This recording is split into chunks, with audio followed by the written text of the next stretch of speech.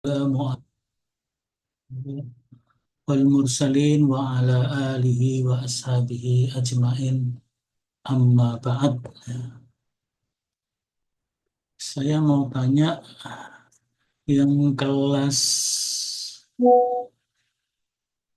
A sudah masuk berapa kali? Ini yang kedua ya. Kelas A, siapa yang kelas A? Iya, Ustaz. Ini baru kedua kali. Kemarin lagi libur, Mbak. Ya. Kemarin hari Senin yang lalu kosong ya. Iya, Ustaz. Yang kelas B, mana kelas B udah masuk berapa kali? Saya agak lupa. Karena apa namanya, startnya kan kemarin belum berfungsi sehingga belum bisa ini. Yang kelas B mana kelas B? Yang kelas B Mbak Yulis Karlina dan Ahda Sabila itu masuk yang keberapa?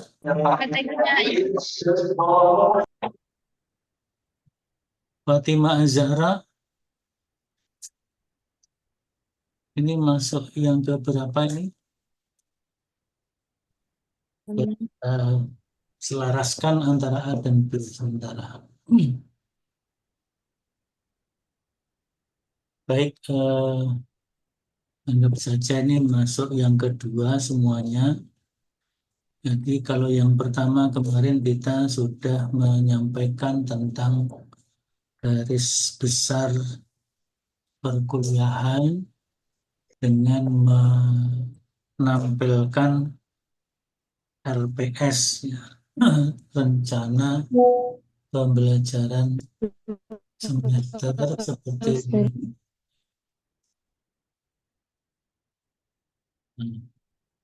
Seperti ini, ada 5 CPMK, ya, 5 CPMK untuk kajian orientalisme dan studi Quran.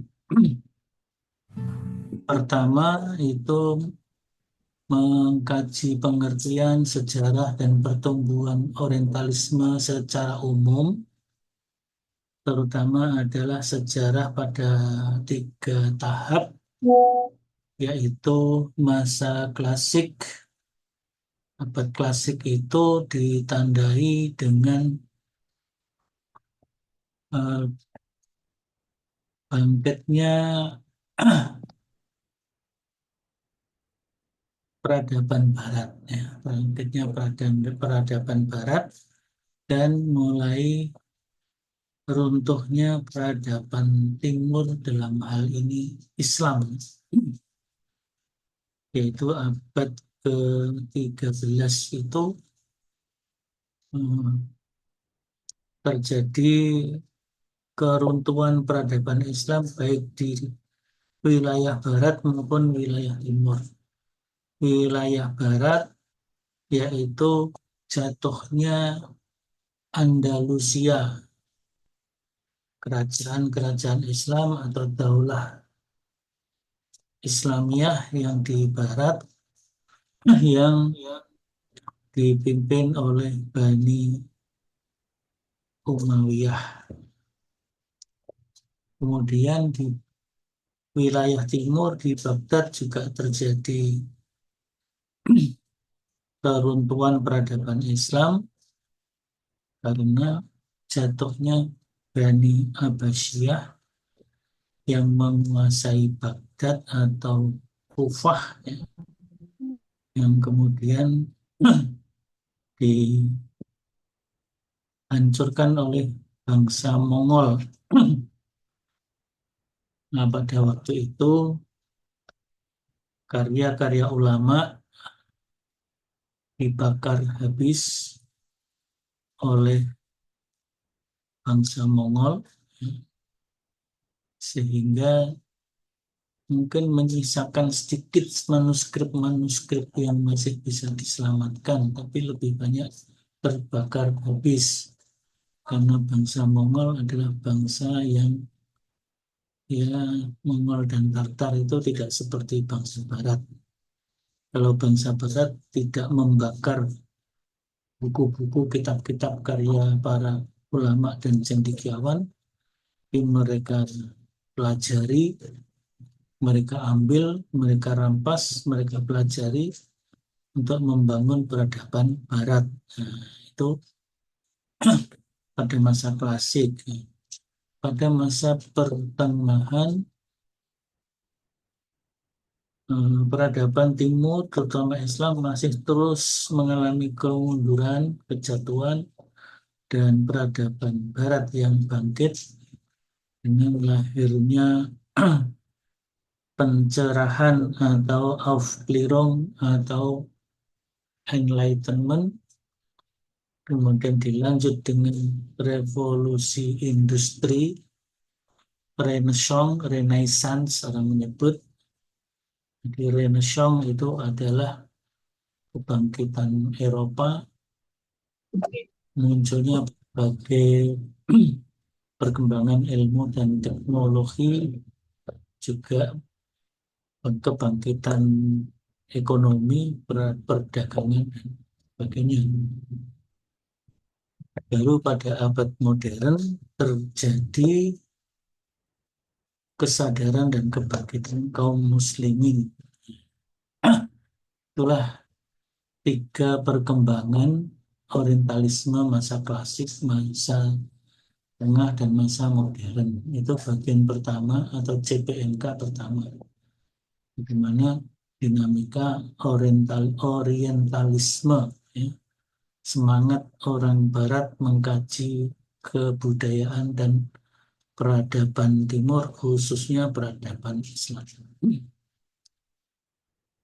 Pada CPMK yang kedua, mulai memasuki kajian orientalisme dan kajian atau studi Islam. Orientalisme dan studi Islam. Nah, barangkali hari ini kita sedikit menyinggung CPMK yang kedua itu. Baru nanti pada pertemuan-pertemuan berikutnya adalah kita akan membagi tema kajian tematik, ya. Nah, itu orientalisme dan studi keislaman ini dulunya diwarnai di dunia barat adalah ketika kerajaan-kerajaan Eropa mulai bangkit untuk mempelajari hasil karya intelektual kaum muslimin. Terutama ketika mereka melakukan penterjemahan dan penelitian karya-karya, baik itu kitab-kitab dalam hal agama maupun kitab-kitab dalam ilmu pengetahuan dan teknologi, filsafat, juga termasuk temuan-temuan dalam ilmu teknologi yang lainnya, ya. Nah, itu orientalisme dan kajian keislaman juga mengkaji peradaban Islam atau studi sosiologi Islam atau masyarakat Islam, dan juga sejarah Islam. Sehingga mulai dari situ muncul karya-karya orang Barat, orientalis tentang Islam seperti History of the Arab, ya. History of the Arab. Itu seorang tokoh orientalis namanya Philip Kahiti. Mereka masih memandang bahwa Arab, Islam itu adalah agama orang Arab. Sehingga sejarah Islam mereka namai sejarah Arab. Ada lagi buku yang lain namanya Arab in History, Arab dalam sejarah. Yang dimaksud Arab sebenarnya Islam itu sendiri. Jadi mereka tidak menamakan Islam sehingga menganggap Islam bukan sebagai sebuah agama, tapi sebagai sebuah komunitas. Nah, sehingga mereka tidak menyebut sejarah Islam, tapi sejarah Arab. Mereka tidak menyebut Islam dalam sejarah, tapi menyebut Arabic Arab in history, Arab in history, atau history of the Arab, ada yang begitu juga ya. Ini apa namanya, orientalisme dan kajian keislaman. Bidang-bidang yang dikaji sangat banyak. Mereka mengkaji Al-Quran,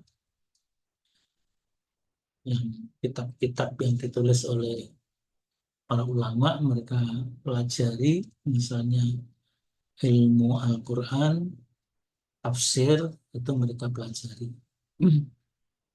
Begitu juga mereka belajar hadis, ya. Kemudian mempelajari fikih, mempelajari fikih, juga mempelajari ilmu kalam atau ilmu tauhid, seperti seorang orientalis namanya Montgomery Watt itu menulis tentang Islamic Theology. Disitulah mereka mempelajari dan mengajarkan kepada masyarakat tentang teologi Islam, akidah Islam. Tentu menurut pemahaman mereka, yang mereka itu sendiri bukan orang yang beriman kepada Islam, tidak mengimani Islam. Nah, itu yang kedua ya. CPMK yang kedua. Jadi pernak-pernik orientalisme dan studi keislaman, baik studi Islam secara tekstual dan intelektual, kitab-kitab para ulama, tekstual, kitab suci Al-Quran dan teks-teks hadis, maupun juga bagaimana Islam itu berkembang dalam masyarakat dengan pendekatan sosiologis dan juga pendekatan historis. Sehingga campur aduk, kaum orientalis, kaum barat mengkaji Islam itu campur, ya. Tercampur antara Islam sebagai agama dan Islam sebagai peradaban yang menyejarah. Nah, semuanya dianggap Islam gitu saja. Itu oleh mereka. Nah, kalau kita kan tidak, ya. Kita memisahkan atau memilahkan mana Islam sebagai din yang bersumber kepada Al-Quran dan As-Sunnah, dan itu menjadi pedoman bagi umat Islam, pedoman dalam akidah, pedoman dalam ibadah, pedoman dalam akhlak, dalam pedoman dalam membangun spiritualisme Islam, atau mungkin tasawuf, akhlak dan tasawuf. Tapi juga kita belajar bagaimana Islam itu bermasyarakat, bergumul dengan masyarakat. Di situ kemudian ada ilmu dakwah, the preaching of Islam. Nah, itu maka nanti bisa kita bedakan antara ciri-ciri studi Islam yang dikembangkan oleh kaum muslimin dan studi Islam yang dikembangkan oleh kaum orientalis. Orientalis ini aslinya orang barat yang mengkaji Islam, orang non-muslim barat yang mengkaji Islam, tetapi kemudian orientalisme ini tidak hanya orang barat, pokoknya orang-orang yang bukan Islam mengembangkan kajian keislaman. Nah, itu bagian kedua atau JPMK yang kedua. JPMK yang ketiga mulai masuk menukik kepada kajian Al-Quran. Bagaimana orientalis itu khusus mengkaji Al-Quran. Nanti dilihat dari segi metodologinya, pendekatannya, ya. Yang tentu akan ada perbedaan antara metodologi orientalis terhadap Al-Quran dibanding dengan metode kaum muslimin, para ulama terhadap Al-Quran. Kalau kaum muslimin mengkaji Al-Quran, di samping ada metodenya, yaitu manhajnya atau manahijnya, manahijul, misalnya manahijul tafsir, ya. Tapi juga ada qawaidut tafsir, kaidah-kaidah penafsiran. Yang kaidah-kaidah ini sudah begitu rupa dirintis sejak awal Islam, yang dipelopori, dirintis oleh Rasulullah Muhammad Sallallahu Alaihi Wasallam dan kemudian dilanjutkan oleh para sahabat radhiyallahu taala anhum. Begitu juga para tabi'in dan tabi'ut tabi'in dan seterusnya. Jadi ada manhajnya atau manhajnya, metodologinya, prinsip-prinsipnya, ada kaidah-kaidahnya. Kalau kaum barat semuanya disatukan dalam sebuah metode, hanya metode dan pendekatan. Di di mana metode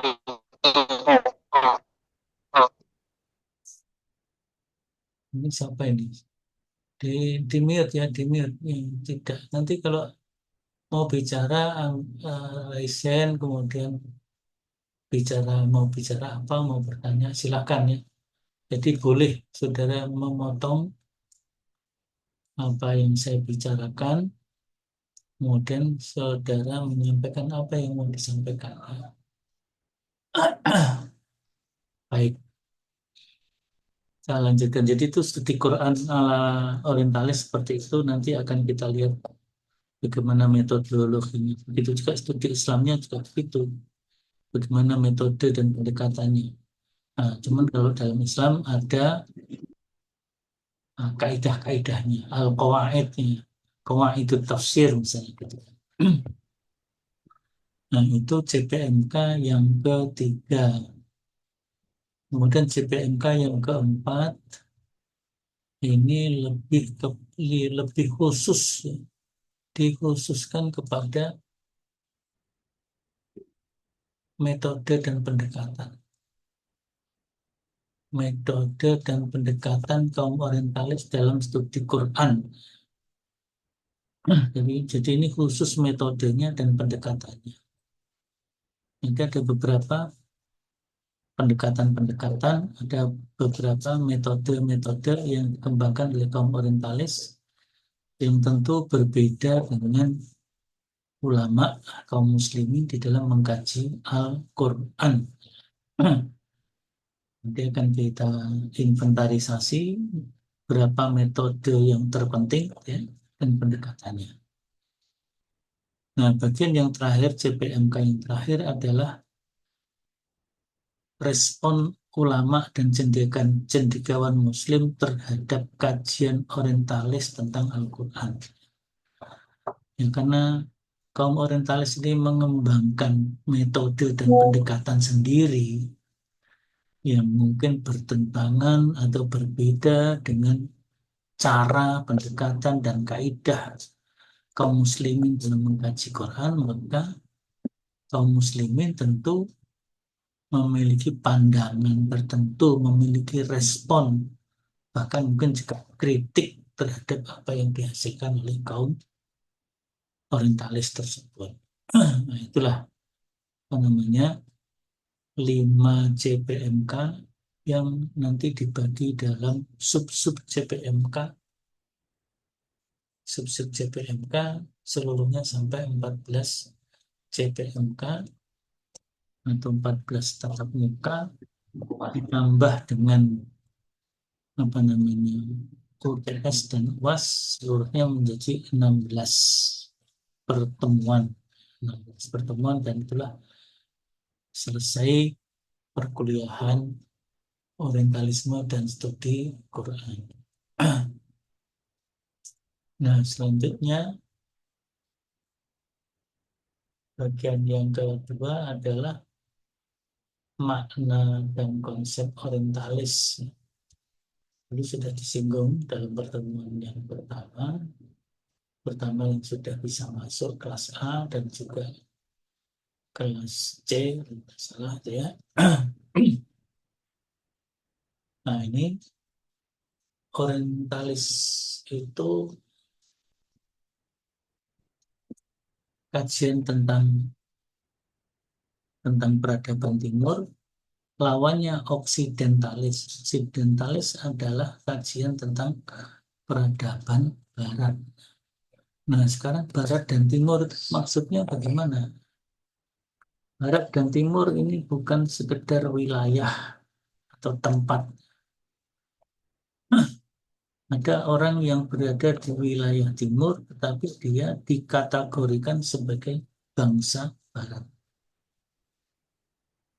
Sebaliknya ada yang berada di tinggal di wilayah barat, tapi termasuk bagian dari bangsa timur. Nah, itu sehingga barat dan timur itu sebenarnya sebuah paradigma berpikir yang melihat suatu bangsa menurut pandangan masyarakat tertentu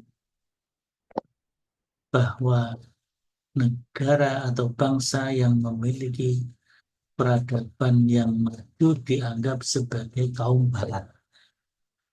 Sementara peradaban yang terbelakang atau masih dalam berkembang dianggap sebagai bangsa timur. Maka kemudian ada kajian Oriental Studies dan Occidental Studies, ilmu istishraq dan ilmu istighraq. Nah, ini apa namanya peta konsepnya seperti ini. Ini peta peta konsepnya seperti itu, konsep mapnya ya. Nah, sejarah dan perkembangannya, paradigma pemikiran Barat dan Timur atau Islam. Ya. Maksud Timur sebenarnya lebih kepada Islam. Nah, kemudian maka ada batasan pengertian dan batasan konsep. Konsep tentang Barat, konsep tentang Timur, konsep tentang Orientalisme dan Oksidentalisme. Kemudian kajian orientalis juga akan melihat klasifikasi berbagai tipologi, ya. Tipologi kaum orientalis dalam mengkaji Islam, di mana tipologi itu dilatar belakangi oleh sebuah dorongan tertentu, motivasi tertentu, motif tertentu. Maka nanti akan ada orientalis yang memiliki motif ilmiah, motif ekonomi, motif kolonialisme, dan sebagainya. Itu motif-motifnya. Kemudian bidang-bidang kajiannya secara umum ada kajian Quran, hadis, kajian teologi atau ilmu kalam, kajian sejarah Nabi, kemudian kajian tentang masyarakat Islam, kajian tentang filsafat Islam. Nah, karena kaum orientalis itu memiliki cara pandang yang beda ya, dengan kaum muslimin, menghasilkan pemikiran-pemikiran yang berbeda, maka muncul apa yang disebut dengan benturan pemikiran atau ghazwul fikri. Di orientalis ini melakukan ghazwul fikri, perang pemikiran kepada kaum muslimin dalam bentuk pendangkalan akidah, penyimpangan pemikiran, dan seterusnya, dengan munculnya paham-paham liberalisme Islam atau liberalisasi Islam. Kemudian relativisme yang mengarah kepada pluralisme. Ya, pluralisme nanti akan ada pluralisme yang condong kepada sinkretisme. Sinkretis berarti berangkat dari paham yang relatif, ya. Relativisme, semua agama itu sama.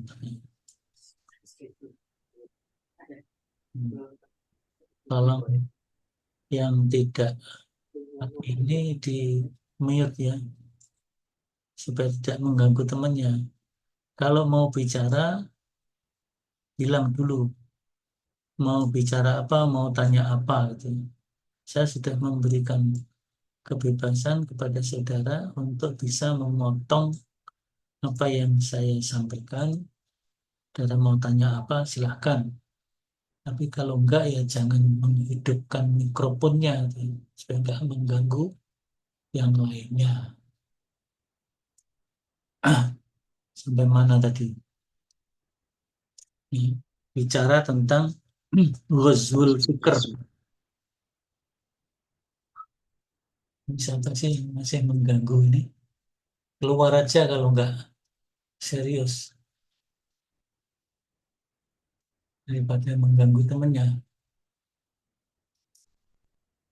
Ya. Daripada mengganggu temannya, keluar saja.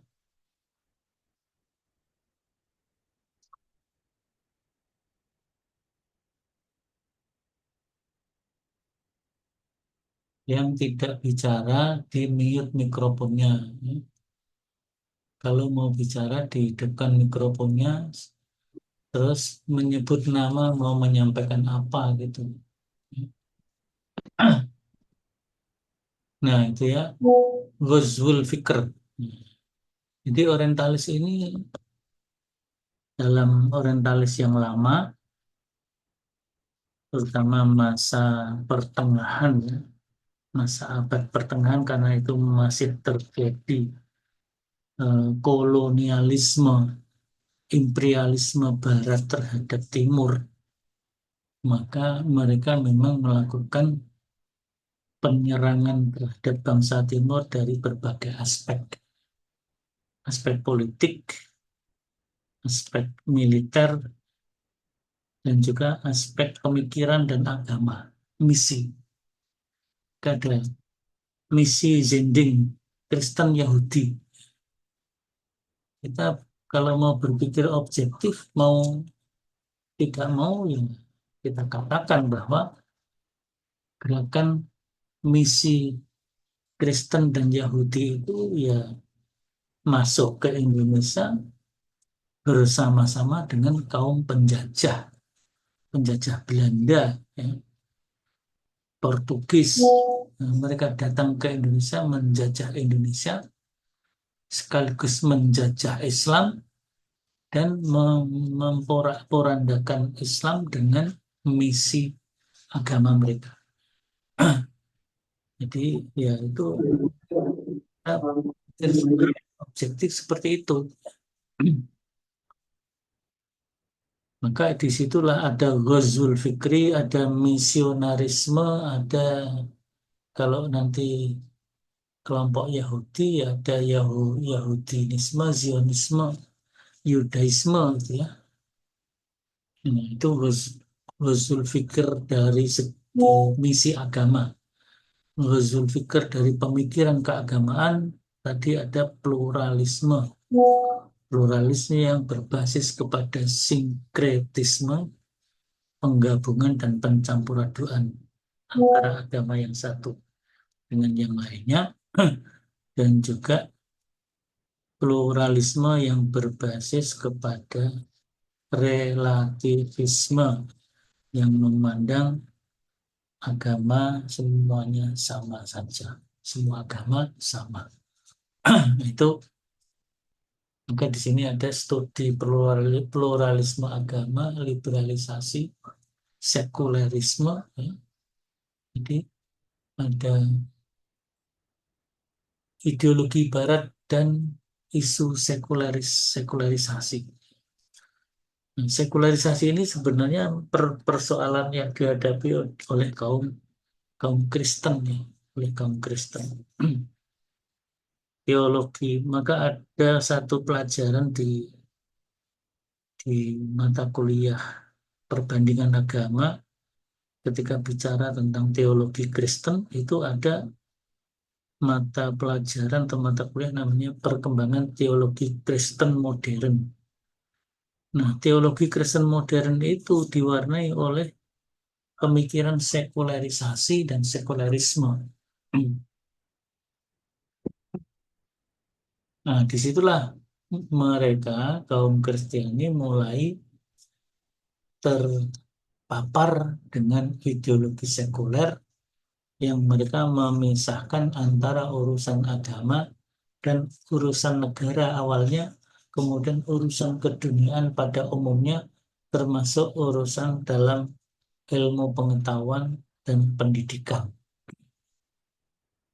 Oleh karena itu, ketika Kiai Dahlan ingin memasukkan pelajaran agama kepada sekolah-sekolah Indonesia yang dikelola oleh pemerintah Belanda, nah padahal yang belajar di sekolah itu adalah kebanyakan anak-anak pribumi yang beragama Islam, tetapi mereka ditanamkan pola pikir sekuler, bahkan memandang agama sebagai racun. Agama adalah racun atau candu. Itulah prinsip ideologi sekuler melihat agama seperti itu. Nah, itu maka terjadi Ghazwul Fikri. Nah, orang Barat menyebut the class of civilization ini. The class of civilization ini termasuk bagian dari kajian orientalis dan studi Islam secara umum, ya. Tapi kita kan karena fokus ke studi Quran, maka tidak akan membahas lebih luas tentang the class of civilization, tapi mungkin Ghazwul Fikri kita singgung kaitannya dengan studi Quran nantinya. Kemudian isu studi orientalis dengan studi Islam ini juga muncul isu kajian tentang radikalisme, terutama mereka menyudutkan Islam itu sebagai kelompok radikal, Islam radikal. Nah, jadi itu apa namanya? Nah, karena isu radikal, kemudian muncul juga isu terorisme, ya, dan isu HAM. Kita tentu tidak akan mendalami itu, karena yang kita dalami khusus, ya, fokus kepada eh, berbagai macam studi Quran yang dikembangkan oleh kaum orientalis dan respon Islam, respon Islam terhadap kajian Quran yang dikembangkan oleh kaum orientalis. Nah, inilah apa namanya dinamikanya, ya. Nah, dinamikanya ini peta konsepnya atau konsepnya seperti ini, supaya kita agak sedikit paham apa namanya dinamika orientalisme dan juga oksidentalisme. Nanti akan kita bagi tema-temanya seperti yang tadi sudah tampil sedikit. Tapi ini eh, pada kajian orientalisme dan studi Islam secara umum, Al-Quran hanya bagian-bagian sedikit, ya. Tapi nanti akan kita lihat di akhirnya adalah fokus kepada berbagai studi Quran. Nanti akan kita lihat tokoh-tokoh Barat yang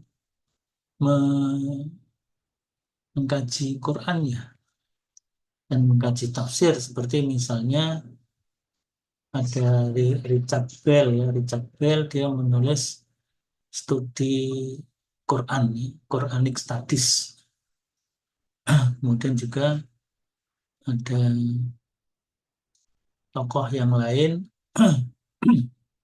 seperti Montgomery Watt yang mengembangkan hermeneutika Al-Quran, dan juga tokoh-tokoh yang lain ya. Hermeneutik itu sebuah kajian filsafat, sebenarnya filsafat tafsir atau theory of interpretation.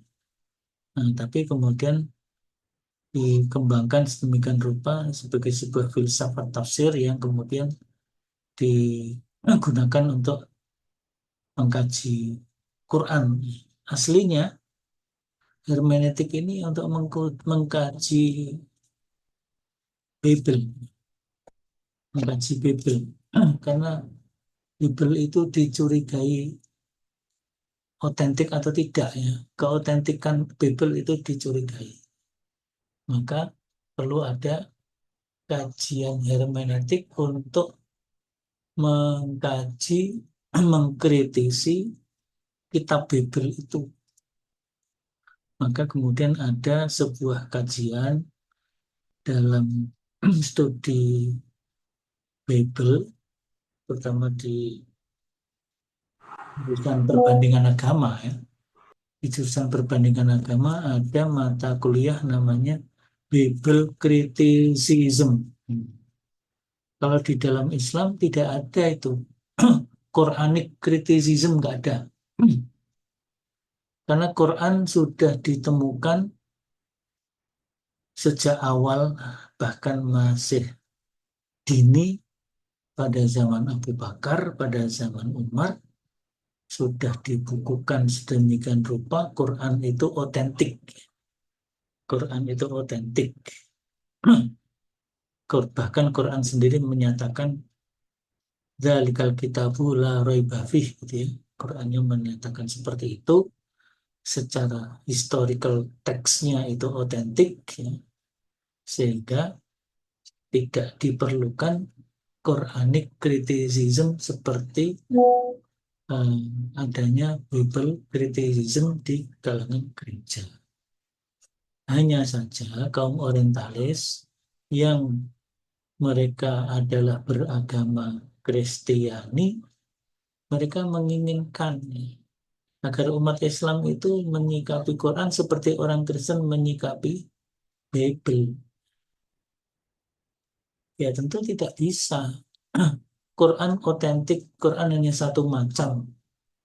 Quran yang sudah dibukukan pada masa Abu Bakar As-Siddiq atas usul Umar bin Khattab, kemudian divalidasi lagi dengan penyatuan bacaannya. Kalau ada varian bacaan, ada beberapa varian yang disepakati sebagai sebuah bacaan yang benar.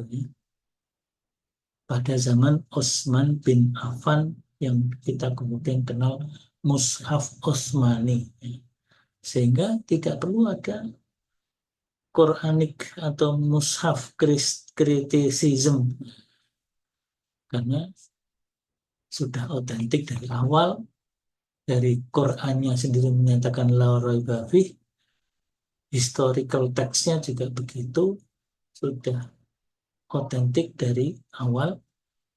Sehingga tidak ada Bible criticism yang menggunakan pendekatan hermeneutik.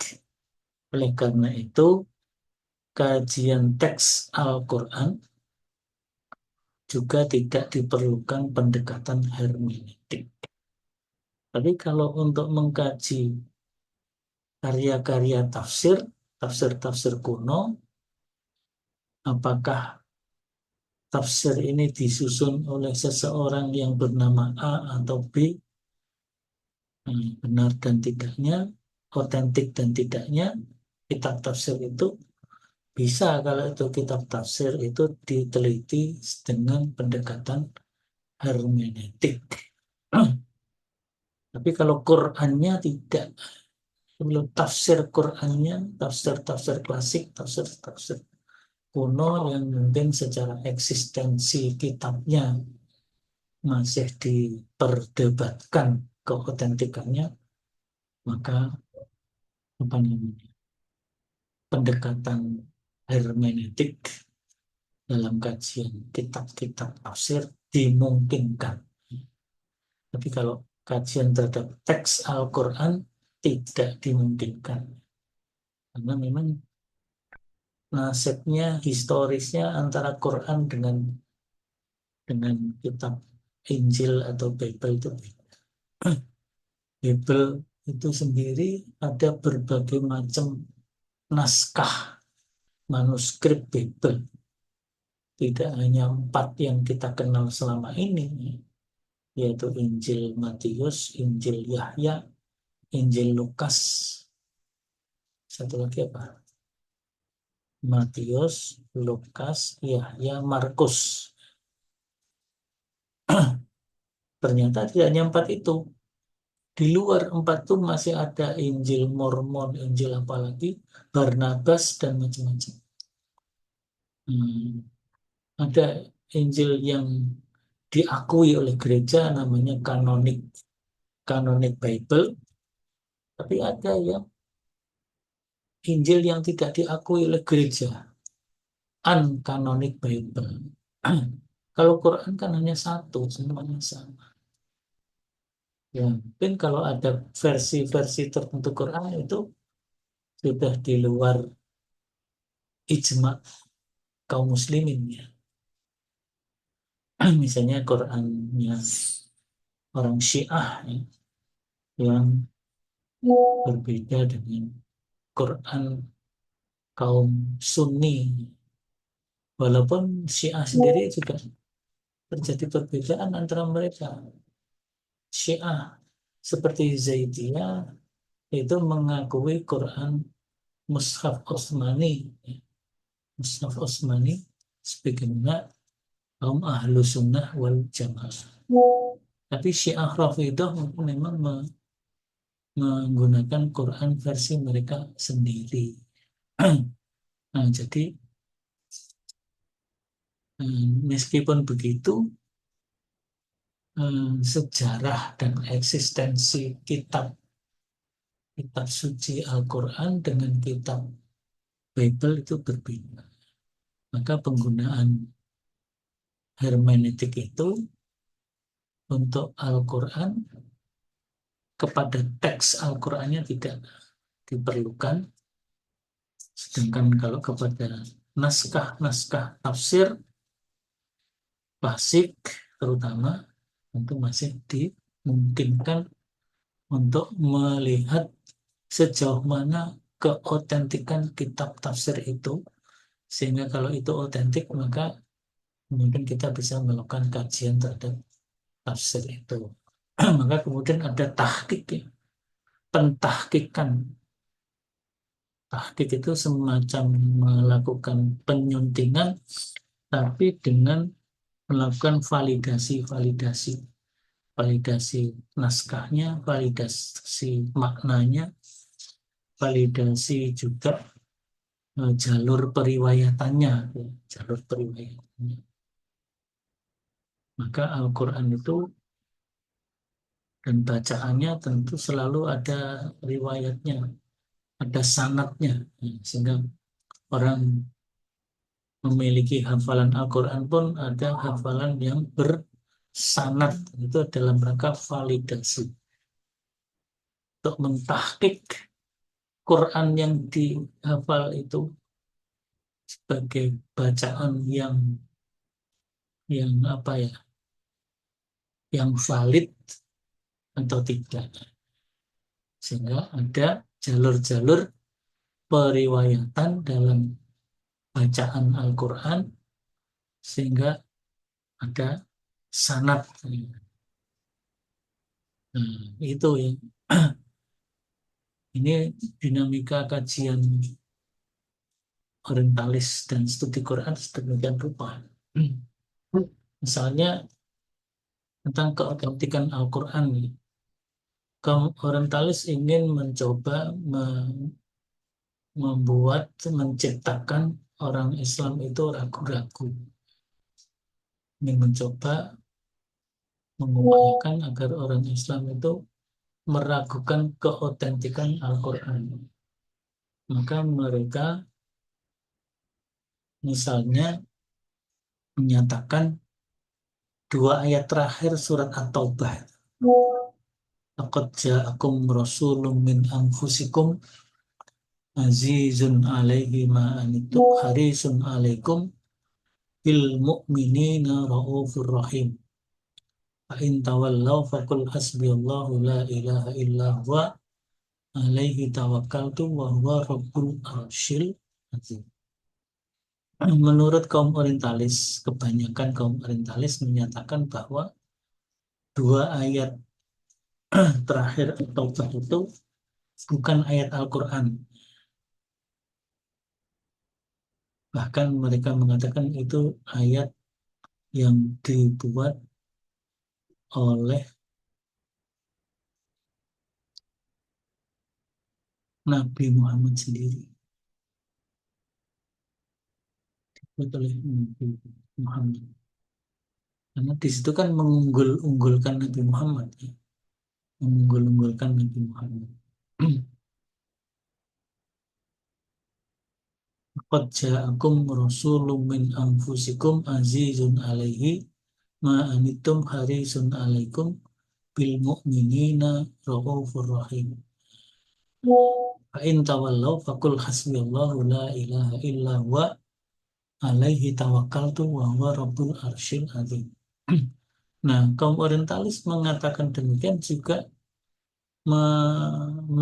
menunjukkan bukti, gitu ya, menunjukkan bukti. Bukti yang mereka tunjukkan adalah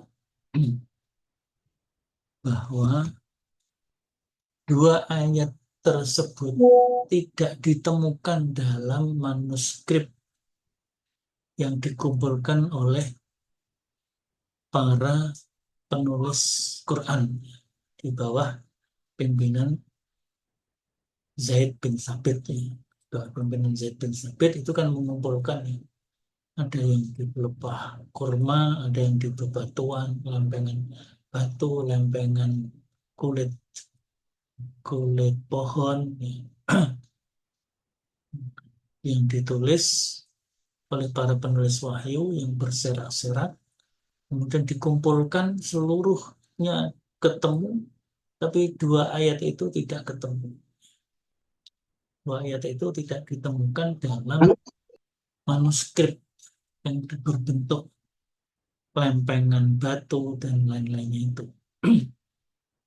Sehingga mereka menyatakan bahwa itu bukan ayat Al-Quran.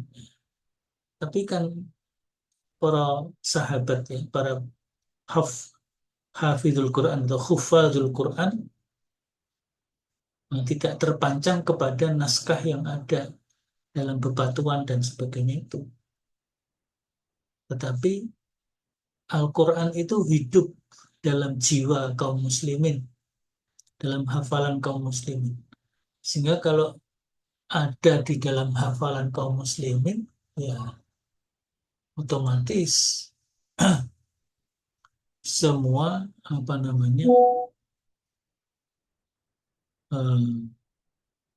semua yang ada dalam hafalan itu dan divalidasi antar hufadzul Quran yang satu dengan yang lain, yaitu sebagai sebuah data yang valid meskipun tidak ditemukan bukti tertulisnya, itu ya. Maka laqad ja'akum rasulun min anfusikum azizun alaihi ma anittum harisun alaikum bil mu'minina raufur rahim fa in tawallaw faqul hasbiyallahu la ilaha illa huwa alaihi tawakkaltu wa huwa rabbul arsyil azim. Itu adalah bagian integral dari Al-Quran dan itu otentik. Karena semua hufadzul Quran dari kalangan sahabat menunjukkan adanya itu. Sementara kaum orientalis kan tidak menghafal Quran. ya, hanya menunjukkan bukti-bukti tertulis itu. Jadi ini bentuk upaya ghazul fikri yang dilancarkan oleh kaum orientalis. Jadi di sini ada ghazul fikri, ada clash of civilization, ada tuduhan-tuduhan Islam radikal, Islam terorisme dan lain-lainnya. Itu juga bagian dari uh, perkembangan orientalisme baik klasik, tengah maupun modern. Nah, tentu di era modern ini, era mereka menyebut post kolonialisme. Post kolonialisme, mereka melakukan pendekatan-pendekatan baru yang dalam tanda petik mungkin lebih dialogis kepada kelompok Islam, tapi tetap mereka punya agenda tersembunyi, hidden agenda. Ya, itu Ghazul Fikri juga, ya, terutama dalam masalah pemikiran relativisme, liberalisme, pluralisme, dan sekulerisme. Bagaimanapun itu mereka masih tetap melakukan Ghazul Fikri, tapi mungkin dengan cara yang lebih halus, lebih santun, kira-kira begitu, sehingga masuknya pengaruh Barat, masuknya pengaruh sekuler, masuknya pengaruh kekafiran atau kufar itu secara pelan-pelan, secara halus, tidak frontal seperti di abad klasik dan abad pertengahan yang memang situasinya situasi perang, kan? Mulai dari perang salib dan sebagainya, perang kolonialisme juga. Ini saya kira pertemuan kedua kita mengkaji tentang apa namanya bidang-bidang yang dilakukan oleh kaum orientalis, kemudian juga pendekatan-pendekatan, kemudian juga motif, ya, motif atau latar belakang atau dorongan, maksud makosidul istisrokiyah, ya, maksud-maksud dan tujuan tujuan orientalisme itu beragam. Ada yang bermotif ilmiah objektif, ada. Jadi mereka belajar Islam memang ingin mempelajari Islam secara ilmiah, objektif. Maka dalam karya-karyanya tidak memberikan tuduhan-tuduhan negatif, klaim-klaim negatif kepada Islam. Seperti yang ditulis oleh Thomas W. Arnold dalam bukunya The Preaching of Islam, yang kemudian diterjemah menjadi Ad-Da'wah ilal Islam. Nah, ini Thomas W. Arnold ini menjelaskan sejarah dakwah Islam yang lebih objektif. Beberapa orientalis juga demikian, seperti siapa dulu ya, siapa namanya, Maurice Russell. Ya, sebenarnya seorang intelektual pengkaji agama-agama Timur, kemudian mendapatkan tugas oleh gereja. Ketika dapat tugas gereja ini menjadi lain, motifnya lain, motif agama. Ditugasi oleh gereja untuk meneliti Quran, Injil, dan sains modern. Dia diperintahkan untuk membuktikan bahwa Al-Quran itu tidak sistematis, Al-Quran itu berantakan, bertentangan satu sama lain, tidak cocok dengan perkembangan ilmu pengetahuan dan teknologi. Kira-kira begitu perintahnya, pesannya, penelitian pesanannya oleh gereja kepada Maurice Bucaille ini. Tapi bertahun-tahun melaksanakan misi gereja untuk mengkaji Bible, Quran, dan sains modern, Maurice Bucaille ini tidak menemukan pertentangan yang ada di dalam Al-Quran. Justru sebaliknya,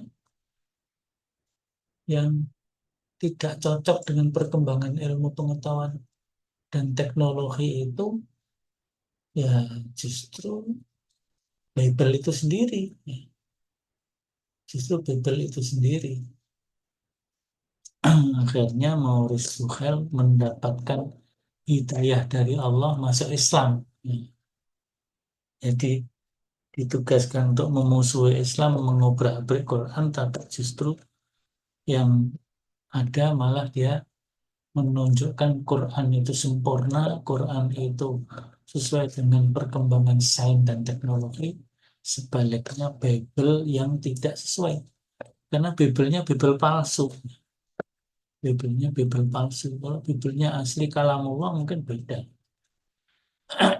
Ya, saya kira itu untuk pertemuan yang kedua ini. Masih online. Saya hari ini tidak bisa ke kampus karena kesehatan ya. Jadi kita kuliah secara online. Tapi tetap kita nanti pada dasarnya kuliahnya secara offline atau luring atau hybrid atau blended bagi teman-teman yang RPL yang tidak bisa hadir di Solo bisa mengikuti perkuliahan secara hybrid melalui Zoom atau Google Meet seperti ini, atau setidaknya mempelajari materi yang kita sampaikan di kelas, itu kan nanti akan masuk dalam Spada ya, LMS Spada. Ini Spadanya masih belum connect dengan Star, maka belum bisa kita lakukan. Tapi nanti kalau sudah connect dengan Star, saudara bisa masuk ke Spada, nama-namanya sudah ada. Bagi yang jauh, yang tidak berada di Solo, bisa mengikuti secara online dengan dua standar. Standar online like by Zoom atau Google Meet. Kalau namanya memang perangkat kita memadai, maka saudara harus ikut itu bagi yang jauh. Tapi kalau perangkatnya belum memadai secara baik, ya saudara mengikuti saja lewat Spada. Spada insya Allah akan kita muat juga rekaman kuliah kita. Kemudian ada penugasan kuis-kuis kecil ya, kuis-kuis singkat gitu untuk dikerjakan. Baik itu kuis dalam bentuk pertanyaan yang harus dijawab ataupun penugasan dalam bentuk lain. Sehingga setiap CPMK yang sudah dijabarkan dalam sub CPMK itu diukur dalam bentuk penugasan. Sehingga nanti masing-masing CPMK itu akan diukur ketercapaiannya. Dan juga saudara bisa melakukan OBE di mata kuliah ini atau mata kuliah yang lain. Outcome based education. Jadi saudara menghasilkan karya yang standar ilmiah yang bisa secara skripsi gitu, maka kalau saudara bisa menghasilkan OBE itu kemudian publish di jurnal atau presentasi dalam seminar atau webinar yang memiliki proceeding hasil seminarnya, maka saudara tinggal buat laporannya, tidak perlu ujian skripsi, itu sudah bisa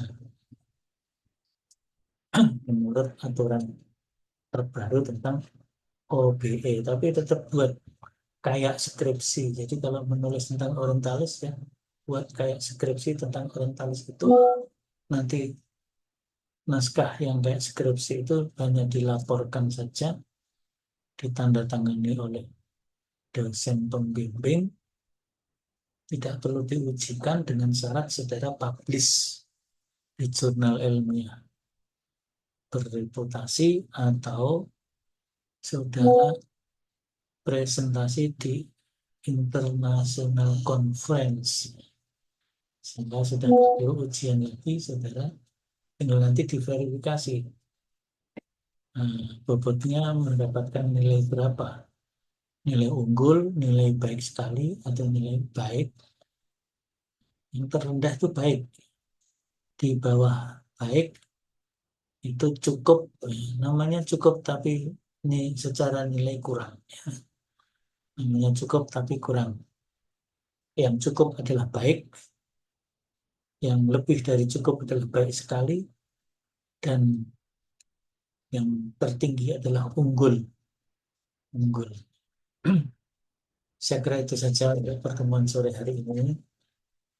Kita cukupkan. Tapi kalau ada yang mau bertanya, saya persilahkan.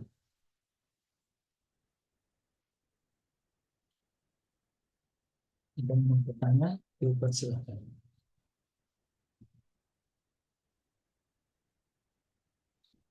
Kalau tidak ada, ya kita cukup.